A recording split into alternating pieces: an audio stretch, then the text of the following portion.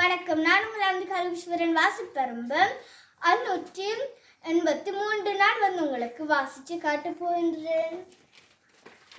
இதுதான் நான் எழுதியிருக்கிறேன். குறிஞ்சி ஐவகை நிலங்களில் ஒன்று குறிஞ்சி ஆகும்.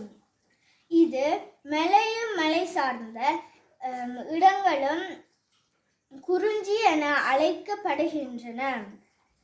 குறிஞ்சி நிலத்தின் கடவுள் சேயோன் என்னும் முருகன்.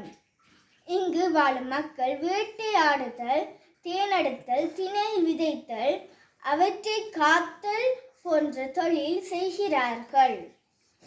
குறிஞ்சி நில மக்கள் மலை மற்றும் காடுகளில் கிடைக்கக்கூடிய உணவுகளான